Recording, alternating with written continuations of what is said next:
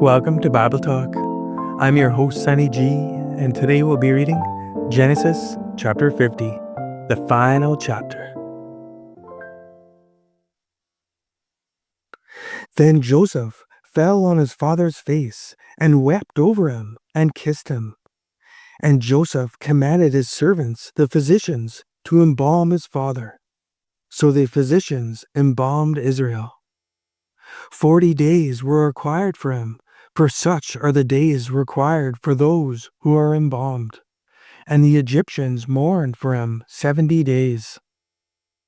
Now when the days of his mourning were past, Joseph spoke to the household of Pharaoh, saying, If now I have found favor in your eyes, please speak in the hearing of Pharaoh, saying, My father made me swear, saying, Behold, I am dying. In my grave, which I dug for myself in the land of Canaan, there you shall bury me. Now therefore, please let me go up and bury my father, and I will come back.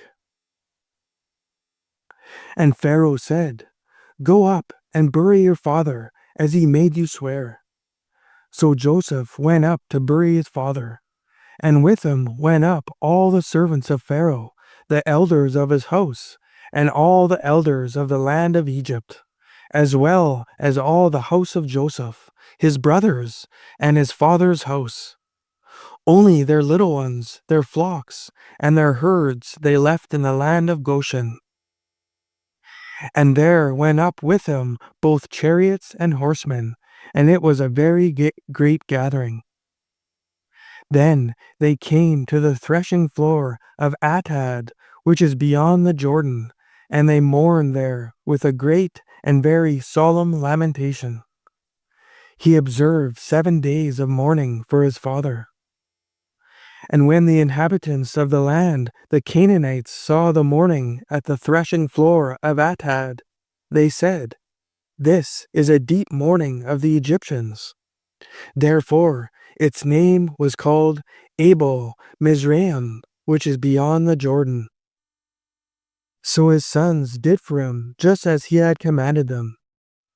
For his sons carried him to the land of Canaan, and buried him in the cave of the field of Machpelah, before Mamre, which Abraham bought with the field from Ephron the Hittite, as property for a burial place. And after he had buried his father, Joseph returned to Egypt, he and his brothers, and all who went up with him to bury his father.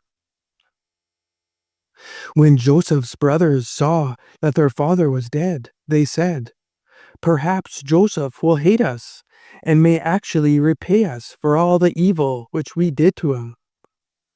So they sent messengers to Joseph, saying, Before your father died, he commanded, saying, Thus you shall say to Joseph, I beg you, please forgive the trespass of your brothers and their sin, for they did evil to you.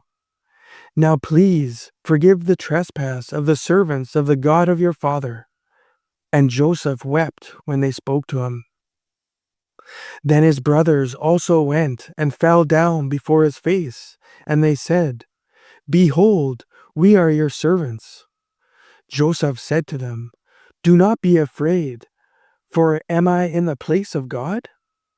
But as for you, you meant evil against me, but God meant it for good, in order to bring it about as it is this day, to save many people alive. Now therefore, do not be afraid. I will provide for you and your little ones. And he comforted them and spoke kindly to them. So Joseph dwelt in Egypt, he and his father's household. And Joseph lived 110 years. Joseph saw Ephraim's children to the 3rd generation. The children of Machir, the son of Manasseh, were also brought up on Joseph's knees.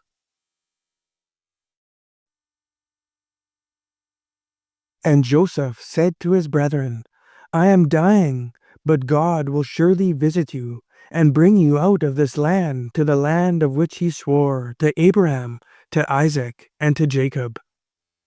Then Joseph took an oath from the children of Israel, saying, God will surely visit you, and you shall carry up my bones from here. So Joseph died, being 110 years old, and they embalmed him, and he was put in a coffin in Egypt. Thanks for tuning in. Join me next time as we'll be reading Luke chapter 6.